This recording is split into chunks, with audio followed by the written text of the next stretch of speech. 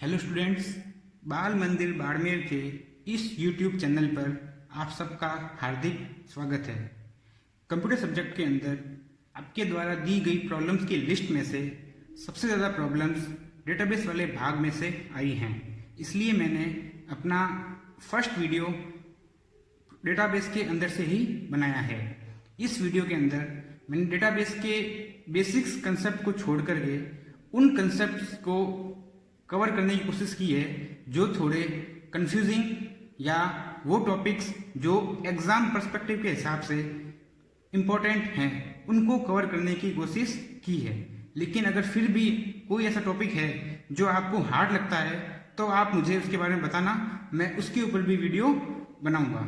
Database के इस भाग में हमने डेटाबेस कीज से शुरुआत की है, तो हम चलो शुरू करते हैं डेटाबेस कीज के बारे में। डेटाबेस कीज क्या होती हैं, उनका उपयोग क्यों किया जाता है। डेटाबेस कीज एक या एक से अधिक एट्रीब्यूट्स का सेट होती है जो टेबल में से डेटा को यूनिकली आइडेंटिफाई करने में उपयोग की जाती है। क्या मतलब है इसका, इसको एग्जाम्पल के थ्रू समझते हैं। आप सब लोग जानते हो कि की का उपयोग किसी भी टेबल या रिलेशन के अंदर से किसी भी रिकॉर्ड को यूनिकली आइडेंटिफाई करने के लिए किया जाता है। जैसे कि आपके सामने एक स्टूडेंट नाम की टेबल है। इसके अंदर ID, roll number, name, date of birth, class, phone number, address और ईमेल नाम के कॉलम है। इस टेबल को अगर आप ध्यान से देखते हो तो इसके अंदर आईडी नाम का एक कॉलम है जिसके अंदर यूनिक एंट्री हो रखी है। रोल नंबर नाम का एक कॉलम है जिसके अंदर यूनिक एंट्री हो रखी है। नेम नाम का एक कॉलम है, क्योंकि आप सब जानते हो कि सेम नाम के कई स्टूडेंट हो सकते हैं, इसलिए नेम नाम के कॉलम में कभी भी यूनिक एंट्री नहीं होगी। वैसे ही डेट ऑफ बर्थ, एक ही डेट को कई स्टूडेंट का जन्मदिन आ सकता है, इसलिए एक ही डेट की कई एंट्रियां हो सकती है। क्लास में भी डुप्लीकेट एंट्री आ सकती है। फोन नंबर हो सकता है कुछ जुड़वा हो तो उसके पेरेंट्स के नंबर सेम ही हो तो फोन नंबर में भी डुप्लीकेट एंट्री हो सकती है। एड्रेस सबका सेम हो सकता है, लेकिन मेल आईडी हर स्टूडेंट की एकदम अलग अलग होती है।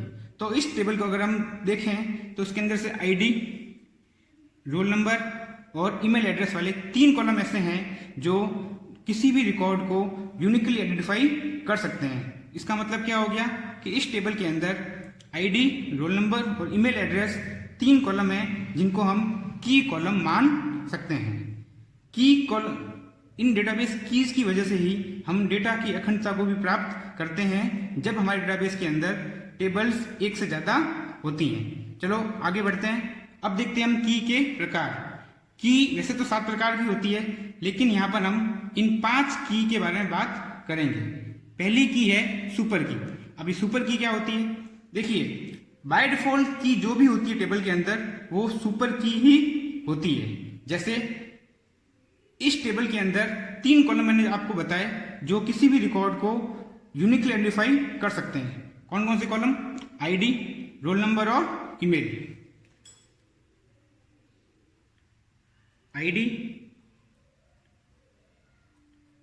रोल नंबर और ईमेल, तो ये तीनों की कॉलम क्या कहलाएंगे, हमारी सुपर की। लेकिन सुपर की एक एट्रीब्यूट्स या एक से अधिक एट्रीब्यूट से भी मिलकर बनी होती है। तो हम यहाँ पे आईडी तो एक हमारी सुपर की बनी ही बनी, रोल नंबर तो ये भी बनी, मेल आईडी ये भी बनी। इसके अलावा ID plus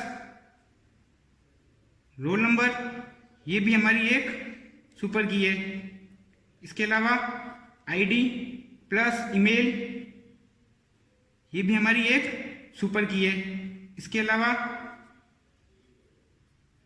roll number plus email ये भी हमारी एक सुपर की है।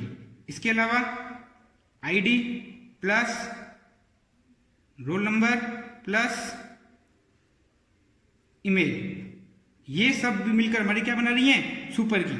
मतलब कि 1, 2, 3, 4, 5, 6 और 7 इस टेबल के अंदर हम 7 सुपर की का निर्माण कर सकते हैं। तो ये हमारी कहलाती है सुपर की। अब कई बच्चे कीज के अंदर कंफ्यूज होते हैं कि सुपर की क्या होती है, कैंडिडेट की क्या होती है, दोनों में अंतर क्या होते हैं। तो मैं आपको बता दूं, ये कंफ्यूजन में धीरे धीरे सब मैं आपको दूर करता चलूंगा। अब सेकंड की बात करते हैं। सेकंड की है हमारी कैंडिडेट की। अब कैंडिडेट की और सुपर की में क्या फर्क है? देखिए, आपने ये तो देख लिया कि सुपर की के द्वारा हम किसी भी रिकॉर्ड को यूनिक आइडेंटिफाई कर सकते हैं। अब कैंडिडेट की किसे कहेंगे? कैंडिडेट की का भी काम होता है किसी भी रिकॉर्ड को यूनिक आइडेंटिफाई करना, लेकिन कैंडिडेट की सुपर की से अलग कैसे है? देखो, कैंडिडेट की होती है सुपर की का न्यूनतम सेट। इसका मतलब क्या है? फॉर एग्जाम्पल, सुपर की हमने बनाई थी, ये 7 प्रकार की सुपर की बनाई थी। अब इसके अंदर अगर हम यहां देखिए आईडी प्लस रोल नंबर, क्या हमको इन दोनों की जरूरत है किसी भी रिकॉर्ड यूनिक आइडेंटिफाई करने के लिए? हम सिर्फ आईडी का उपयोग कर भी, या सिर्फ रोल नंबर का उपयोग कर भी, या सिर्फ ईमेल एड्रेस का उपयोग कर भी किसी भी रिकॉर्ड को यूनिकली आइडेंटिफाई कर सकते हैं। तो इस टेबल के अंदर हमारी आईडी, रोल नंबर और ईमेल, ये 3 की जो होगी ना, वो की कहलाएगी हमारी कैंडिडेट की। आईडी, रोल नंबर, ईमेल, ये 3 की हमारी क्या कहलाएगी? कैंडिडेट की। मतलब क्या हो गया कि सुपर की का न्यूनतम सेट। अब सुपर की का न्यूनतम सेट क्या होगा? आईडी, रोल नंबर और ईमेल, ये 3 की हमारी क्या होगी? कैंडिडेट की। अब इन्हीं 3 कैंडिडेट की के अंदर से कोई एक की ऐसी होगी जो हमारी क्या बनेगी? प्राइमरी की। आप अगर आप ध्यान से देखो कैंडिडेट और सुपर की के बारे में, तो देखना कि जितनी भी कैंडिडेट की होती हैं, 1 2 3, ये सारी की सारी कैंडिडेट की सुपर की होती हैं। लेकिन सुपर की अगर मैं बात करूं तो सुपर की यहाँ पर 7 सुपर की हैं, लेकिन ये सारी 7 सुपर की कैंडिडेट की नहीं है। इसका मतलब ये हो गया कि सभी कैंडिडेट की सुपर की होती हैं, लेकिन सभी सुपर की कैंडिडेट की नहीं होती हैं। थर्ड हमारी की है प्राइमरी की। प्राइमरी की वो की होती है जो किसी भी टेबल के अंदर से किसी भी रिकॉर्ड को अद्वितीय रूप से पहचान करती है या यूनिकली आइडेंटिफाई करती है। प्राइमरी की डेटाबेस यूजर के द्वारा या फिर जो डेटाबेस क्रिएट करता है उसके द्वारा क्रिएट की जाती है। प्राइमरी की 2 प्रकार की होती है, सिंपल प्राइमरी की और कंपोजिट प्राइमरी की। कौन कौन सी होती है? सिंपल और दूसरी होती है कंपोजिट। ओके, सिंपल प्राइमरी का मतलब क्या है कि अगर आप इस रिलेशन को देखो, इस रिलेशन के में आईडी नाम का हमारे पास में एक कॉलम है, ठीक है, एक रोल नंबर नाम का कॉलम है, एक ईमेल नाम का कॉलम है। ये तीनों की हमारे पास में क्या है? कैंडिडेट की। ये तो मैंने आपको बता ही दिया कि कैंडिडेट की के अंदर से ही कोई एक की प्राइमरी की बनने की योग्यता रखती है। अगर इसके अंदर मैं बात करूं रोल नंबर की, तो रोल नंबर को अगर आप ध्यान से देखो तो रोल नंबर यहाँ पे क्लास यहाँ पे 2 हैं, 12th है और 11th है। अब 2 क्लास के अंदर तो सेम रोल नंबर के स्टूडेंट हो सकते हैं ना। जैसे कि मैं बात करूं रोल नंबर 2 की, तो रोल नंबर 2 11th में है, तो जरूर रोल नंबर 2 12th में भी हो सकता है। तो रोल नंबर को हम कभी भी प्राइमरी की नहीं बनाएंगे। सेकंड चीज है मेल आईडी। मेल आईडी सबकी यूनिक है, तो मेल आईडी को भी हम प्राइमरी की बना सकते हैं। लेकिन यहाँ पर हम प्राइमरी की का निर्माण कर रहे हैं आईडी को। क्यों? क्योंकि आईडी कभी भी किसी भी स्टूडेंट की सेम नहीं हो सकती है, इसलिए हम यहाँ पे आईडी को क्या बनाएंगे? प्राइमरी की। तो ये जो प्राइमरी की बनाई, इसमें हमने ओनली फॉर एक एट्रीब्यूट्स का यूज लिया, तो ये प्राइमरी की कहलाएगी हमारी सिंपल प्राइमरी की। सिंपल या सिंगल प्राइमरी की। अब वहीं पर अगर इस टेबल के अंदर ये मेरा आईडी वाला कॉलम होता ही नहीं, only for roll number, name, date of birth, class, phone number, address और ईमेल, चलो हटा दो, एक बार ईमेल को भी हटा देते हैं, इसको मान लो। अब इस टेबल को आप देखो, अगर आप इस टेबल को आप देखते हो तो इन जो बचे हुए 6 कॉलम है, इन 6 कॉलम में से एक भी ऐसा कॉलम नहीं है जो अकेला किसी भी रिकॉर्ड को यूनिकली आइडेंटिफाई कर सके। इसलिए इस टेबल के अंदर हम किसी एक या एक से अधिक टेबल के एट्रीब्यूट्स को मिलाकर के प्राइमरी की का निर्माण कर सकते हैं। जैसे मैं इसके अंदर रोल नंबर और क्लास को मिलाकर के प्राइमरी की का निर्माण करता हूं। इससे क्या होगा कि रोल नंबर 1 किसी भी पर्टिकुलर क्लास के अंदर एक रोल नंबर का एक स्टूडेंट ही होगा, इसलिए रोल नंबर और क्लास को मिलाकर मैं किसी भी रिकॉर्ड को यूनिकली आइडेंटिफाई कर सकता हूँ। तो ये हमारी कहलाएगी हमारी कंपोजिट प्राइमरी की। कंपोजिट की बेसिकली यही होती है जहां पर हम एक या एक से अधिक एट्रीब्यूट्स को मिला देते हैं। तो कंपोजिट की क्या कहलाएगी? कंपोजिट की क्या होगी? जहां पर वन और मोर एट्रीब्यूट्स मिलकर किसी की का निर्माण करते हैं तो ऐसी की कंपोजिट की कहलाती है। आई होप आपको इन 4 कीज के बारे में मालूम चल गया होगा। क्या सुपर की क्या होती है, कैंडिडेट की क्या होती है, प्राइमरी की क्या होती है और कंपोजिट की क्या होती है। अब हम बात करते हैं फॉरेन की। देखो, फॉरेन की का उपयोग कब किया जाता है? जब भी हमें डेटाबेस के अंदर 2 या 2 से अधिक टेबल के मध्य रिलेशन स्थापित करना होता है। क्या स्थापित करना होता है? रिलेशन। तब हम क्या यूज करते हैं? फॉरेन की का उपयोग करते हैं, रिलेशन या संबंध। जब भी हम फॉरेन की का निर्माण करते हैं तो फॉरेन की का निर्माण करने के लिए हमें एक प्राइमरी की आवश्यकता होती है, क्योंकि किसी टेबल की प्राइमरी की ही किसी अन्य टेबल के अंदर फॉरेन की बन सकती है। फॉर एग्जाम्पल, यहां पर मैंने 2 टेबल लिए, एक लिए स्टूडेंट टेबल, एक लिए मैंने ब्रांच टेबल।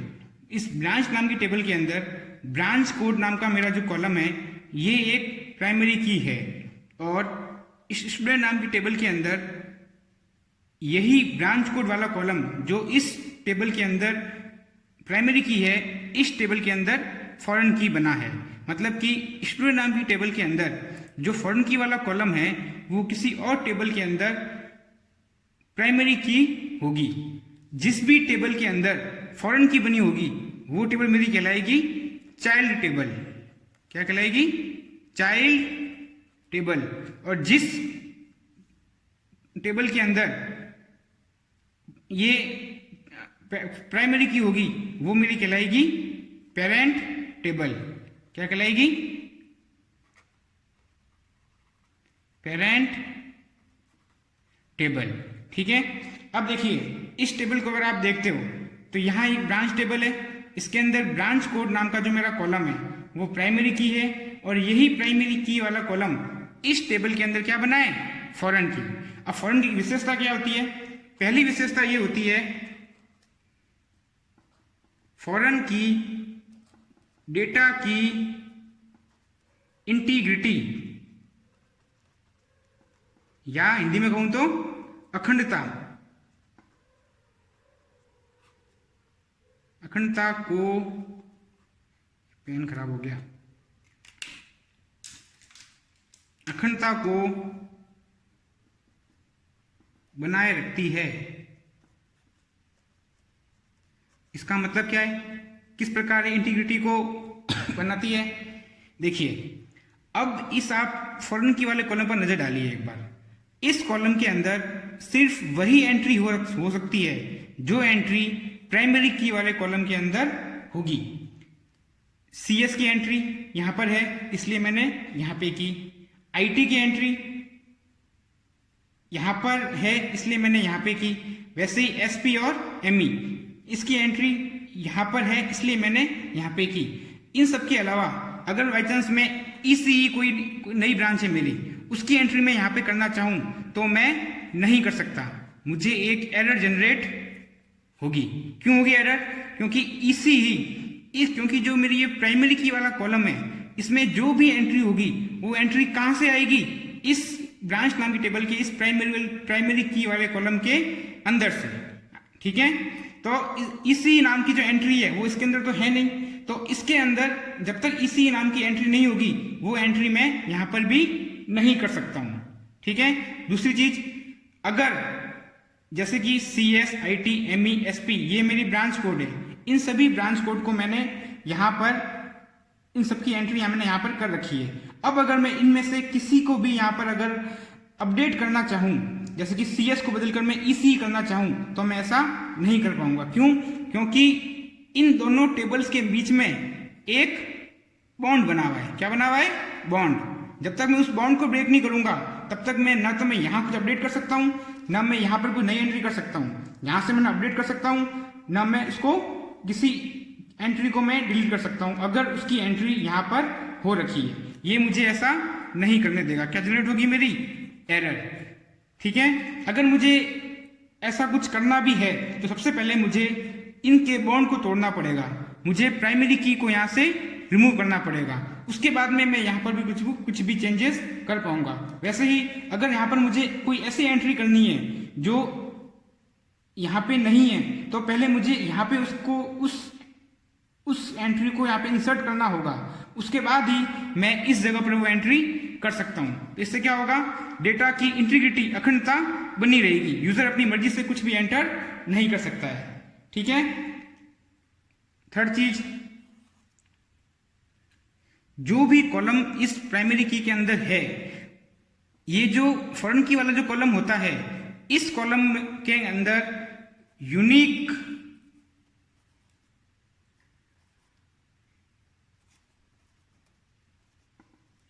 वैल्यू ही आए, ऐसा जरूरी नहीं होता। जैसा कि आप देख सकते हैं यहां पर मैंने CS की एंट्री 2 बार की है। ये इस ब्रांच नाम की टेबल के अंदर ये मेरा कॉलम प्राइमरी की है, तो इसके अंदर मैं कभी भी डुप्लीकेट एंट्री नहीं कर सकता हूं। लेकिन फॉरेन की वाले कॉलम के अंदर मैं डुप्लीकेट एंट्री कर सकता हूं। उसी तरह मैं यहां पे कोई कॉलम खाली भी छोड़ सकता हूं। मतलब कि क्या होगा? नल वैल्यू भी आ सकती है। तो प्राइमरी फॉरेन की विशेषता क्या होगी? पहली तो ये कि यह 2 टेबल्स के मध्य में रिलेशन को स्थापित करती है। सेकंड, जिस भी टेबल के अंदर फॉरेन की वाला कॉलम होता है वो चाइल्ड टेबल, और जिसमें प्राइमरी की वाला कॉलम होता है वो पेरेंट टेबल हमारी कहलाती है। थर्ड, कि फॉरेन की डेटाबेस के अंदर डेटा की अखंडता को बनाए रखती है।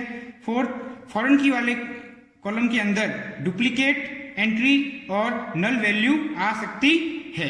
ठीक है। चलो एक बार अब हम इन कीज के बारे में एक वापस से ब्रीफ इंट्रोडक्शन और कर लेते हैं। देखिए हमने क्या पढ़ा? सुपर की। बाय डिफॉल्ट की सुपर की होती है। यह एक एट्रीब्यूट या एक से अधिक एट्रीब्यूट का समूह होती है जो किसी टेबल में से किसी रिकॉर्ड को अद्वितीय रूप से पहचानती है। ठीक है। ये बताया मैंने आपको किस तरह का काम होता है ये। अगली है हमारी कैंडिडेट की। कैंडिडेट की सुपर की का न्यूनतम सेट होती है। मतलब कि जैसे कि हमने अभी अपने एग्जाम्पल में देखा भी था कि वहां पर टोटल 7 प्रकार की सुपर की बनी थी, लेकिन कैंडिडेट की सभी 7 की कैंडिडेट की नहीं थी। उसमें से जस्ट ओनली फॉर 3 की आईडी, रोल नंबर और ईमेल, वो ही हमारी क्या बनी थी? कैंडिडेट की। बाकी कीज को हमने कैंडिडेट की नहीं बनाया था। क्यों नहीं बनाया था? क्योंकि वो 3 की ही काफी थी किसी भी रिकॉर्ड को यूनिकली आइडेंटिफाई करने के लिए। कैंडिडेट की में से ही कोई एक की प्राइमरी की बनती है। प्राइमरी की कैंडिडेट की के अंदर से ही कोई एक की बनेगी। कैंडिडेट की में से कोई की एक ऐसी होती है जिसको हम प्राइमरी की बनाएंगे। सभी कैंडिडेट की सुपर की होती हैं, लेकिन सभी सुपर की कैंडिडेट की नहीं होती। ठीक है।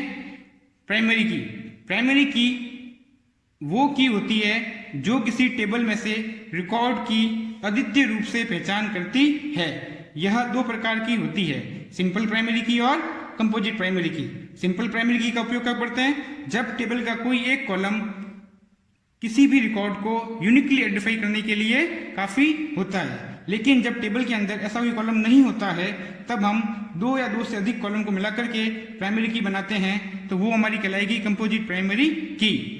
फोर्थ है फॉरेन की। फॉरेन की का उपयोग 2 टेबल के मध्य रिलेशन या संबंध बनाने में होता है। इसके लिए दूसरी टेबल के प्राइमरी की वाले कॉलम का उपयोग किया जाता है। जिस टेबल पर फॉरेन की होती है उसे चाइल्ड टेबल और जिस टेबल से संबंध रखा जाता है उसे पेरेंट टेबल कहा जाता है। फॉरेन की का उपयोग डेटा की अखंडता को बनाए रखने के लिए होता है। फॉरेन की वाले कॉलम में नल और डुप्लीकेट वैल्यू आ सकती है।